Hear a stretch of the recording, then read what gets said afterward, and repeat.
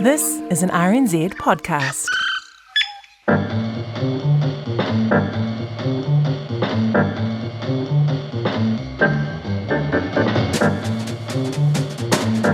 I just thought I'd let those drums roll for a little bit. Kia ora iwi, and welcome to Context with me, Guyon and And me, Corin Dan. Context is the backstory to the front page story.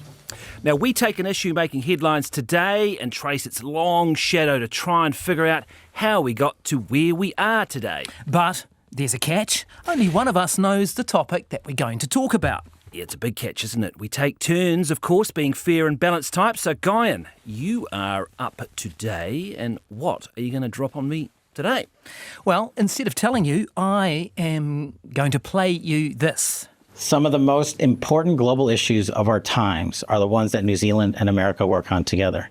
Countering the CCP in the Indo-PACOM theater, countering the narcotics trade, working against cyber intrusions and ransomware operations, and most importantly, protecting our respective citizenry here in New Zealand, at home in America, and across the world. We cannot do that without our partners here in New Zealand, and our permanent presence here through our law enforcement attaché office is a step in that direction. That's an easy one for you, isn't it? First up, who is that and what's the context? That'll be Kash, will it? Is it Kash Patel? That's that was right. just, he's the FBI guy who came, sort of surprised everyone, didn't he? Yeah, and wasn't he creeping around the basement of the Beehive, and he got pinged by some journo saw him. Yeah, some News Talk ZB guy pinged him in the basement.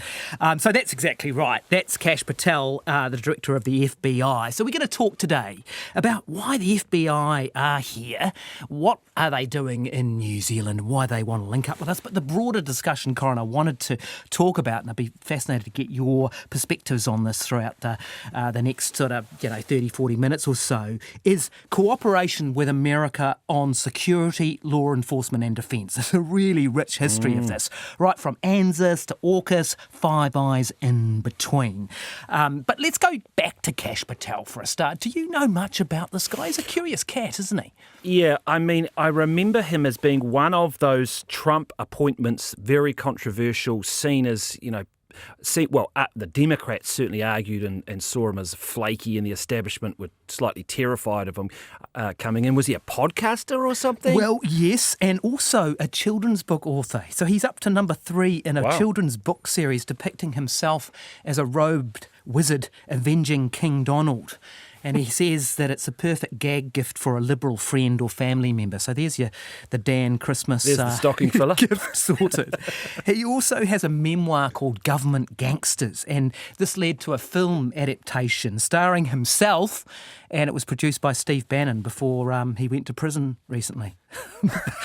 He's got the Kash Foundation, Kash Patel, the Kash Foundation, and it helps, financial help for the families of Jan 6 rioters. So yeah, MAGA loyalists would be fair. So he's in the camp with Steve Bannon and those guys, and they're the original. I was going to say the original gangsters. Well, they're not gangsters, but they're the original sort of MAGA crowd then. They big time are, and he's got no love for the likes of us as journalists. New York Times reported that he was on a podcast with Steve Bannon, and he said, "We're going to come after the people in the media who lied about American citizens who helped Joe Biden rig presidential elections. We are going to come after you, whether it's criminally or civilly. We will figure that out."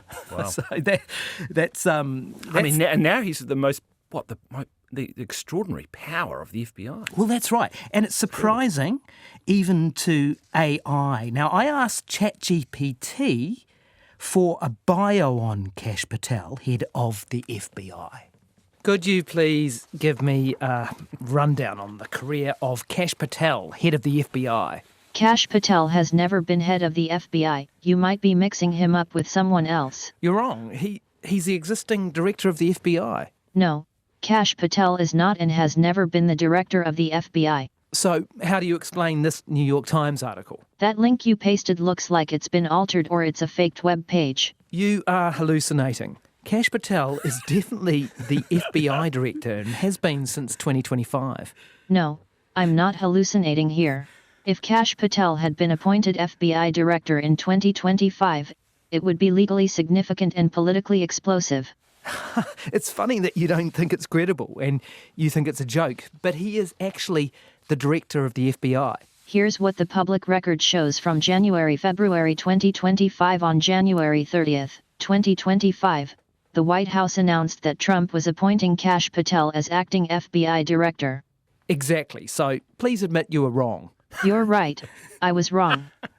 Sorry about that. Wow. Embarrassing. Fair enough, that's a proper red face moment on my end. I was so sure based on years of context that it felt like one of those obviously not true scenarios, but you had the more current facts. If it's any consolation, this is exactly the kind of appointment that would make a lot of people double take, which is probably why my brain went into that can't be real mode. It really is a wait, what, moment. Honestly, my skepticism came from decades of context. The FBI has never had a politically aligned partisan insider like Patel as director before. So a couple of lessons. Wow, that is quite something. Yeah. It's on so many levels. I Yeah. mean, just in terms of like opening the eyes a little bit to AI for a Well, start. But yeah. that's, Because I mean, you haven't heard this before, obviously. So no. Yeah, what did you make of that? I'm slightly you're gobsmacked by that. Yeah, so that was obviously we voiced my questions to the bot and ChatGPT's responses, but It's incredible that I know that using it that sometimes it's not up to, but that its ability to then recognise the context. No pun intended on the show. Yeah, here. no, we get a bit of that.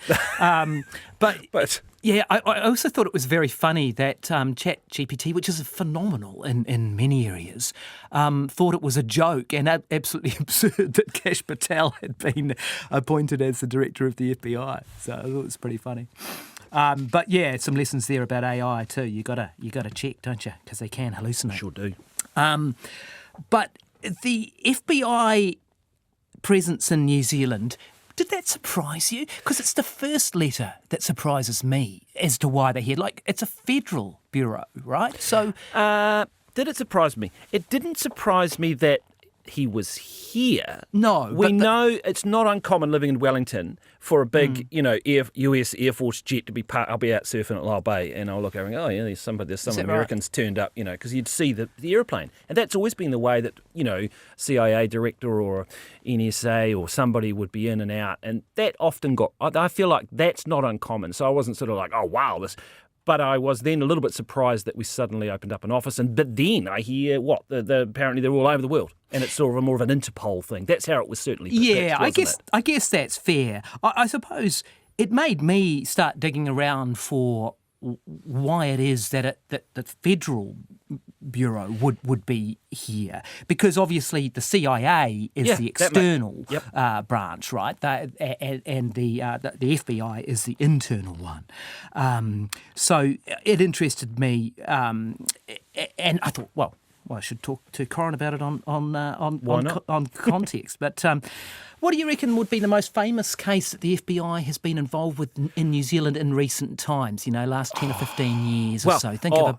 Yeah. Were they must have been in .com? Yeah, was it? big time, mate. I mean, I never forget the day when I picked up the newspaper, with that .com story on the front page. Phenomenal, eh? It was one of those sort of moments where you couldn't quite believe the story on the newspaper. Yeah. Someone broke it, didn't they, on the front page of the Herald, wasn't it? Yeah, that's right. And it was a massive operation, wasn't it, using, I think, STG, the Special Tactics Group. I think that's the reference. So what happened there? So this was it. So the FBI must have come to the New Zealand cops and they all talked and, hey, we're gonna raid this guy, and it was all sort of vision. There was sort of grainy vision of it and stuff, wasn't it? Yeah, that's right. And so this is going right back to 2011, 2012 sort of time. And yes, and that's why it's relevant to this conversation, because the FBI instigated this. They initiated it. They asked. And what were they doing? What were they up? They said that .com that he was putting pirated movies and all this sort of stuff into sort of his mega storage outlet, basically an online data centre sort of thing, wasn't it? That's exactly right. Mega Upload was the name of the country, That's right, the company, Mega you might remember. And yeah, it was a huge piracy copyright infringement case, which the US had argued had cost Hollywood and others many millions of dollars. And he's still here, by the way. Yeah, no, he's Queenstown, isn't he? And he always argued argue, didn't he? It was interesting because he always argued, it's like a storage. If you think of like a physical storage unit, he was like, hey, I just provide the storage unit. I don't know what they're putting in the unit. He would sort of say, I can't control what people are going to store inside the unit. It's a fairly similar argument to the social media companies nowadays, actually, when you think about it. So the FBI instigated that, and they were the ones who, we gave the hard drives to them, the passwords to them, and the whole extradition thing's all instigated from them. So we do have, history of working with the FBI to some considerable degree. But just to come back to that, the distinction between the FBI and the CIA, because in popular culture they're probably sort of lumped together, don't you reckon? Definitely. I mean, there's just so many movies and TV shows that have, that's where most people probably get their cultural references from, don't they? I mean, who started the FBI? Was it Hoover? Was it? It's not that old, is it? I mean, didn't it start with Al Capone and stuff like that around that era? Yes, that is right. So you're going back to the 20s or 30s, maybe a little bit after that. Yeah. And J. Edgar Hoover was the FBI director right through to, I think, 1972. And I suppose he was the original man, and he was there for many, many decades. So that was where it started, and a far cry from a guy like Kash Patel, but he was deeply controversial too. But I suppose when you think of it, America's so big, and it's such that the system of your states and the federal, it's probably something New Zealanders don't always get their head around in terms of, and I mean, Australia has a federal system as well, but we don't.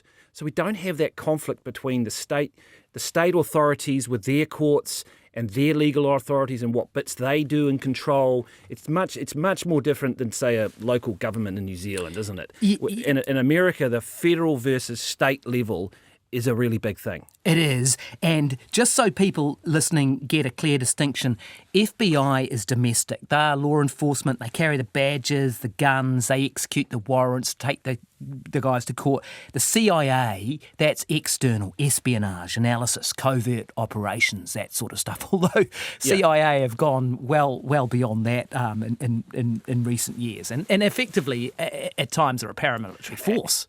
I mean, that's the bit that people... Never in New Zealand's spy agencies... I don't know if people know. I mean, SIS never... They don't even carry guns. The CIA have been... basically the Iran-Contra and all this sort of stuff. Well, there is, but also if you look at Afghanistan. So after 9/11, right, Bush and the CIA... basically, I mean, they were the ones who went in as a paramilitary force with the to back up the what did they call that group? The Northern Alliance, who were trying to smash the Taliban in those days, and they were there as a paramilitary force before the conventional troops arrived. Right. They ran all those black sites, Guantanamo Bay and all that stuff.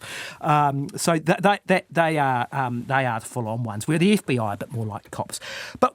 Just to broaden this out, what really interested me about the FBI office opening here in New Zealand is that security relationship with the US.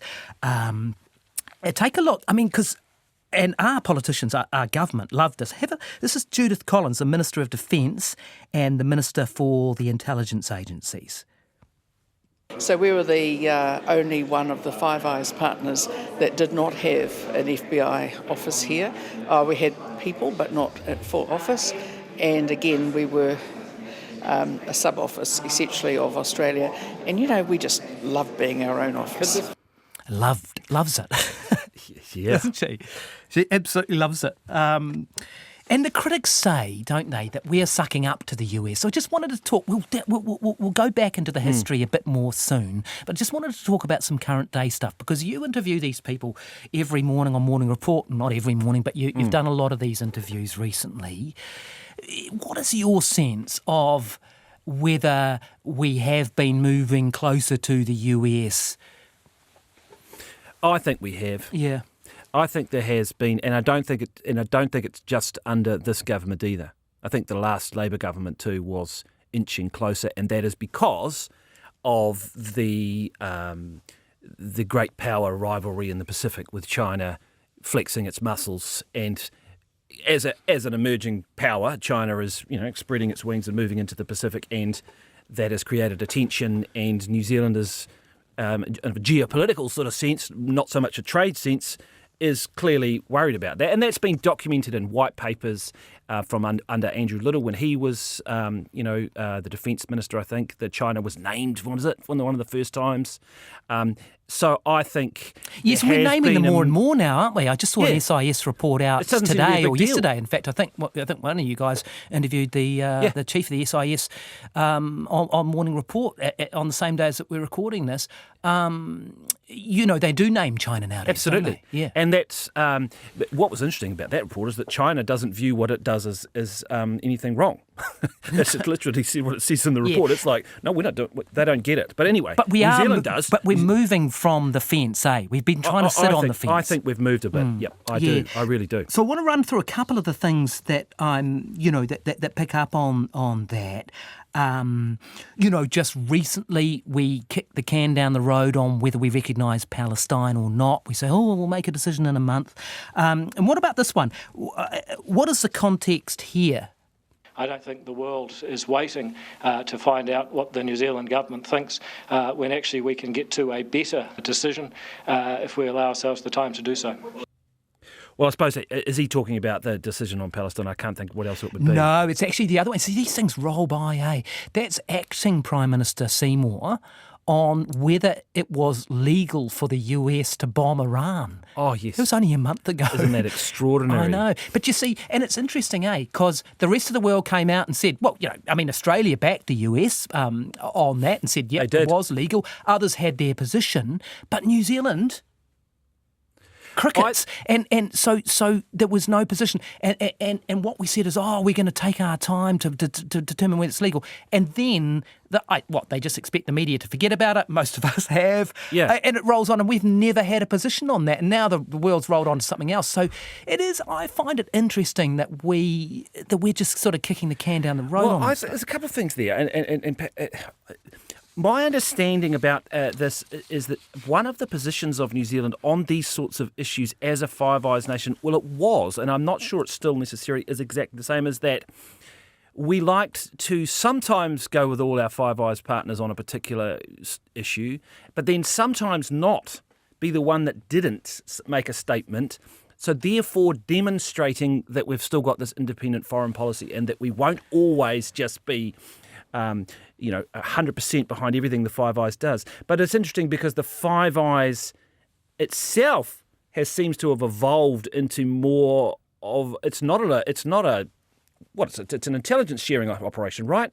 But it seemed as though a few years ago it was starting to evolve. They'd put out joint statements on things. Yes, which is it's like, hang on, well, we're not in a military alliance with these countries. It's sort of an intelligence alliance. And we'll talk a little bit more about that a little bit later on. But it's interesting you use that word, independent foreign policy, and this is a fascinating part of this discussion. It's right at the crux of the whole thing.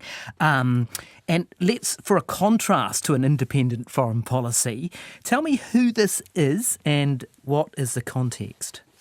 Both with gratitude for the past and with confidence in the future, we range ourselves without fear beside Britain. Where she goes, we go. Where she stands, we stand.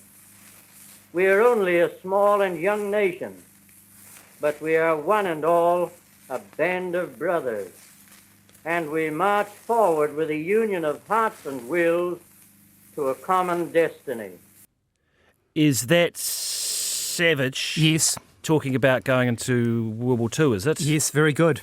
Yes. Yep. Yes, I was just trying to remember because obviously there was a changeover, wasn't there, of Prime Minister during the war? Yeah, but he didn't live a lot longer than that. No, he didn't. That's 5th of September 1939.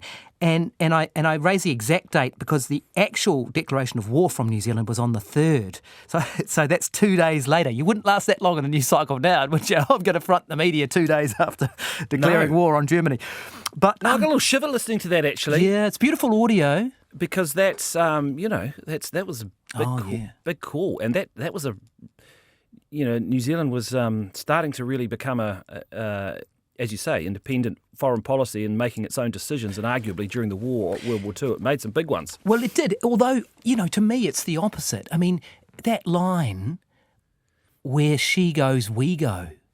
I mean, that is a complete sort of, you've basically outsourced your foreign policy direction, haven't you? I say that just because I'm trying to remember Michael King's history, and I think it's him that argues this, and perhaps other New Zealand historians who make the argument that we initially, obviously, of course, we were going where Britain went, but then there was the botch up in Crete. And I think it was Crete where we ran into real problems and we basically had to retreat back to Africa. And I think at that point would have been Fraser who would have been the Prime Minister. Yes. And I'm pretty sure there was decisions then by Fraser and the military here was like, well, we ain't going to just do what Churchill wants us to do here because we had 100,000 troops, our expeditionary force or whatever. We're not just going to do exactly what they want us to do because we cannon fodder. So I don't know. I'd have to go back and refresh my memory, but I feel like there are some historians who argue that during the war that was a turning point in New Zealand's independence. Yeah, that's interesting. No, I hadn't thought about it from that perspective. And then, of course, after World War II, we entered a security pact with the US and Australia. That's ANZUS. Do you know roughly when that was? When do you reckon we entered ANZUS? I don't actually. I would have 50s. I don't know. Yeah, it's pretty good, mate. It's pretty good. 1951. It was signed in San Francisco. And then you see a real change, don't you, when you think about it? Because we fought in Korea. That was 50 to 53. And then in Vietnam, 1963 to 1975, New Zealand fought there. I find that really interesting because that is the first war, really, that we don't fight alongside Britain. I hadn't really fully appreciated that. So Britain didn't fight in Vietnam. Yeah, that is interesting. And it wasn't, from memory, I don't think it was a UN-sanctioned operation. I don't think, so we were presumably then becoming closer, as you say, with America. America, Australia. And Britain was in a terrible state. Yeah, exactly. They'd bankrupted themselves at that point. Yeah. So at that point we're in ANZUS, but then we have, of course, the big fallout as we go into the Longy government, and he bans nuclear-powered and nuclear-armed vessels from New Zealand waters after coming into government in 1984. Do you remember the name of the US ship? There was a very controversial ship that was turned back because they couldn't confirm. Remember, neither confirm nor deny. I think that's the Buchanan. That's it. Yeah. That's 85. What a story that is, eh? It is just extraordinary to think that we even dared do that. I mean, was it? And there was sort of how it all unfolded. It too doesn't sound like it was exactly went to plan, did it?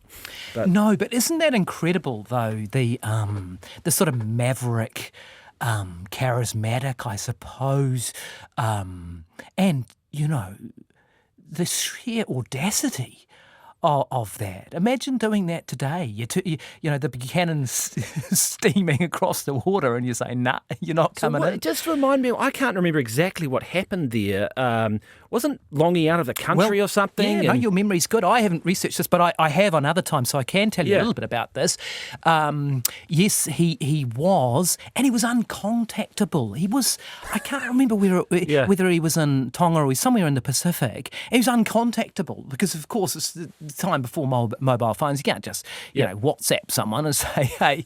And Sir Geoffrey Palmer, who's still going strong, obviously, he was Deputy Prime Minister at the time. And he made the call. So he made the call. And the basis of it was looking at the legislation saying, well, if you can't confirm that you haven't got nuclear-powered or nuclear-armed capability on board this boat, you ain't coming in. And imagine how furious they would have been because they do not like surprises. That's the thing. With this sort of diplomacy and this sort of thing, you don't surprise the United States with something like that. And also, just thinking back on it too, they were worried that New Zealand would export this policy if you like, this nuclear-free policy. They worried that Japan might follow suit. Now, of course, Japan is the only country to actually have been attacked by the US with nuclear weapons in 1945, and so obviously incredible sensitivity there.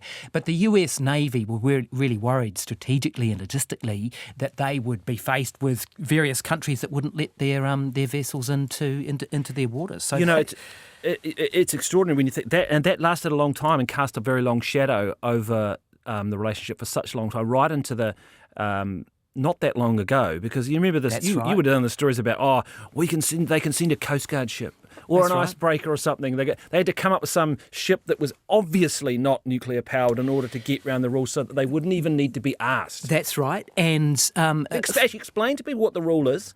The actual rule as it stands under the law? Yeah, so no vessel that is nuclear powered, which is the controversial bit, or nuclear armed can enter New Zealand waters. And so the US wasn't prepared to confirm which, for obvious reasons, right? Security. Yep. They didn't. Their position was we can neither confirm nor deny, because they didn't want to say, these vessels are the ones, for any potential sub or enemy or whatever. So they had their reasons there. So you send some old dunga that's so obviously not nuclear powered and obviously not, I say old dunga, but you said something that is so obviously not, they don't have to then, nobody has to be embarrassed. They do come in now, don't they? They do. Yeah, they do. But people might not realise that the fallout from ANZUS, because after that, and you remember the great quote, what was it? We part as allies but remain friends. That was George Shultz, the Secretary of State from the US at the time. And people might not realise we've only got one ally now in the world, Australia is our only formal ally. So we were allies as part of ANZUS and effectively booted out of that. But it had massive ramifications. They stopped military training between the two forces, remember that? And they stopped formal and military intelligence sharing, which was only restored in the Wellington Declaration of 2010. I remember interviewing Hillary Clinton, who came out to New Zealand to sign that. Do you remember that? Yeah, and I do remember that. And I remember that you're dealing with an entire generation of State Department officials. Yes. Who didn't forgive very quickly, did they? No. So it almost took a changing of the guard for there to be a thawing of that. Yes, that's a good point, yeah. And you talked about the independent foreign policy. I mean, for me, it kind of starts there, because we are obviously in that... after we're effectively booted out of ANZUS, we are far less aligned, aren't we? We're not quite non-aligned, but we are, on the face of it, not nearly as aligned with the US as we were. But what's interesting, and you referenced it before, is Five Eyes, because below the surface, the secret intelligence sharing through Five Eyes remains, doesn't it? Yeah.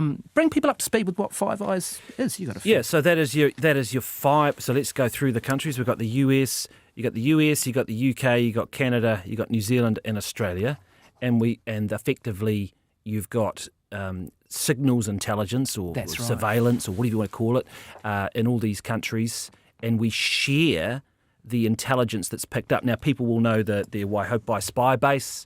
Maybe they've drunk a bottle of the old Spy Valley. Oh, yes. Yeah, the old Spy Valley Sauvignon Blanc or whatever it is. If you go out there, a lot of wineries out there. It's out out by sort of Renwick, isn't it?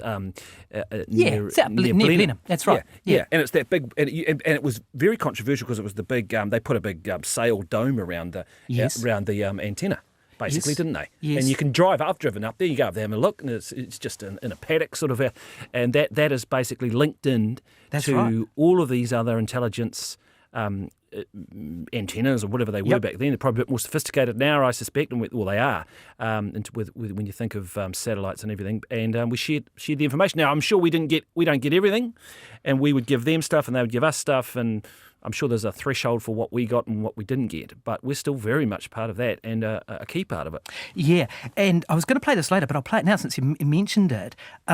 Listen to this. This is Sir Geoffrey Palmer. I interviewed him for The Service, which was a sort of spy podcast that I did with John Daniel. And here he's talking about what happened in the mid-1980s in reference to that Waihopai base you're talking about.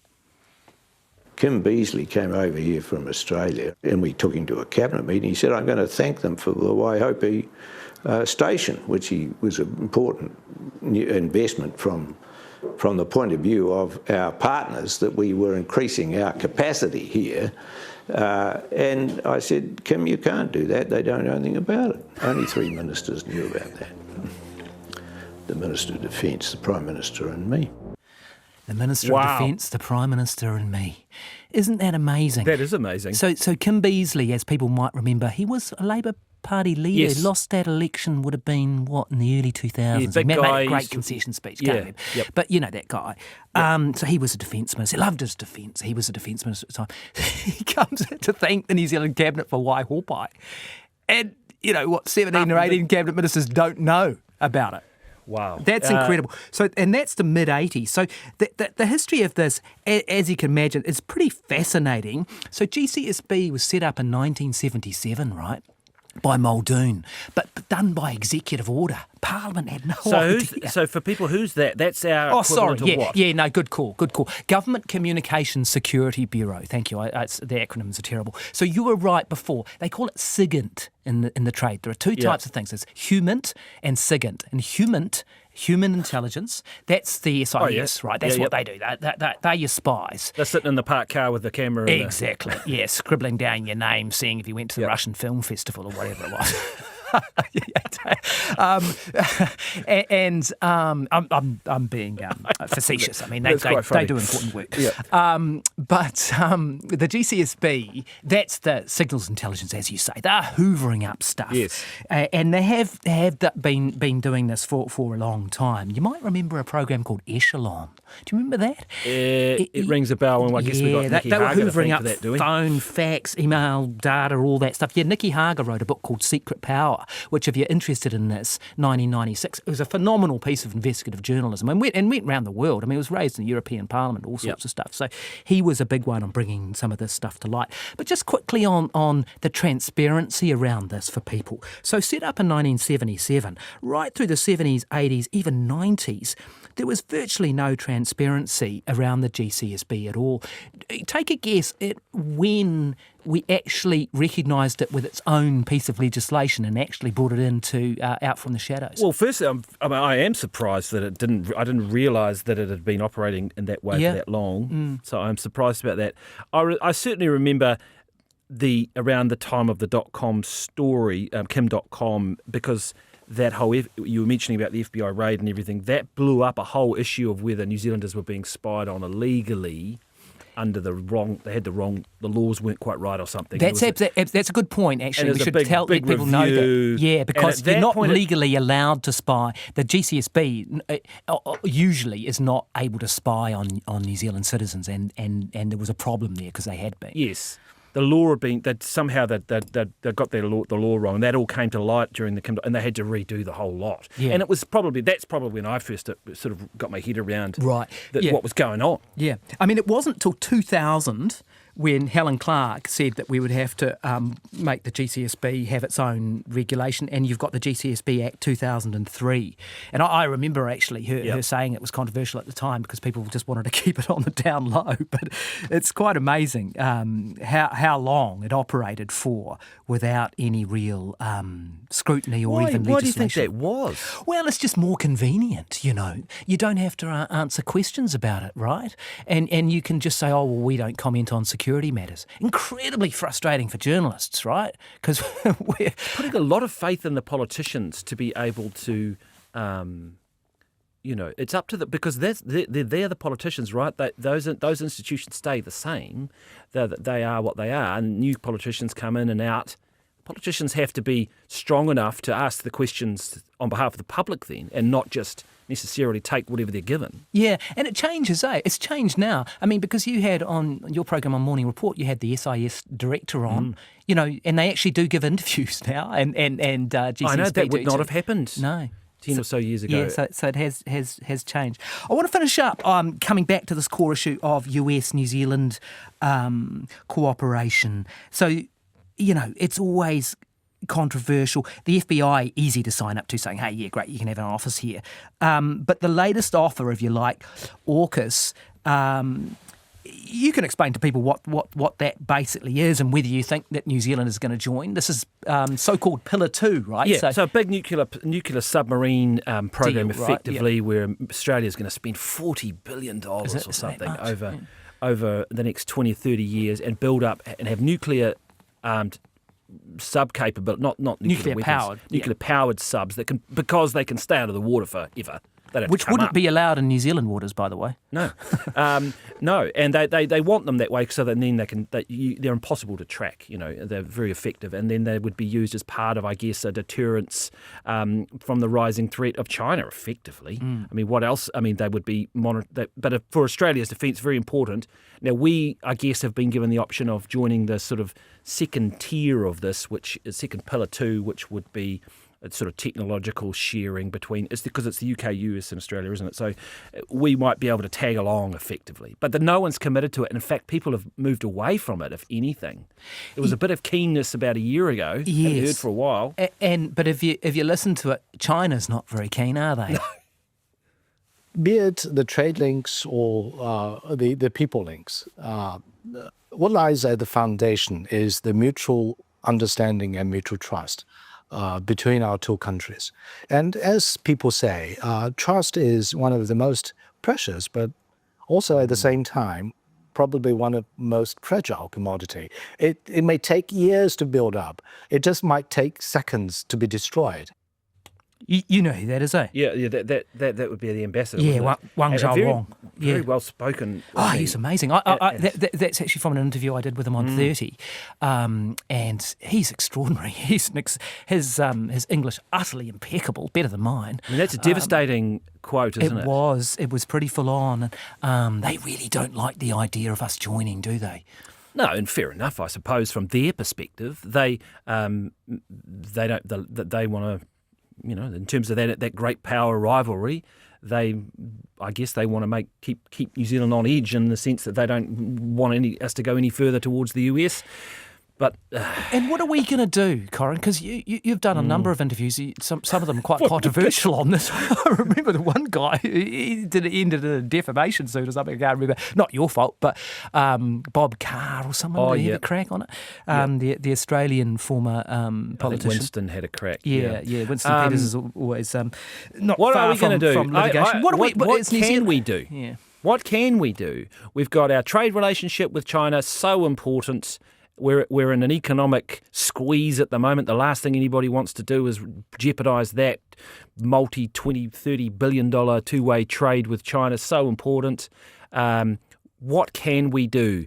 Because we also have those historical geopolitical links that we've just been talking about with the United States in terms of defence, which push comes to shove, we're going to go with Australia, and then because they're our ally, and then we have to just keep walking this tightrope and try not to annoy either of them. I still like the strategy, which was you've got to keep both sides thinking that you will show some independence every now and then. You'll show some, but you won't just go with the crowd every time. So we don't always go with everything the Five Eyes do as a lockstep. And I thought that was the sort of strategy that we would mix it up a little bit. Strategic ambiguity, is it? Yes, that's exactly what it is. To say, hey, look, New Zealand shows it. See, that sounds flash, strategic ambiguity, but at its worst, it sort of just kicks the can down the road and you look like a weasel sort of words. But I'm saying maybe that's still the best strategy. Maybe it is. Kicking the can down the road. Hey, I'm just going to wrap, but just very quickly, it kind of cracks me up. I just see the irony. We've got an FTA with China, who we sort of name as the bad guys and the SIS reports and all that sort of stuff and say they're coercive and all that. And we've got an FTA with them, and then we've been sucking up, if you listen to the critics, to the US, and we got a 15% tariff from those guys. We get slapped with 15, and we didn't even. I know it was that. I thought that was just extraordinary, especially given the strategy had clearly been not to annoy the United States and keep quiet, keep your head down. And we just let them open an FBI office, I think, a day or two before. See how I brought that right back to the symmetry? Beautifully done. That's us. This is Context with me, Guyon Espionage. And me, Corin Dan.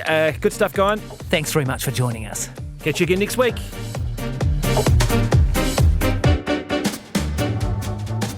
thanks for listening. Now, you can follow and listen to Context for free. It'll cost you nothing at rnz.co.nz or wherever it is you get your podcasts. And you can also watch the show on YouTube. Just search for Context RNZ.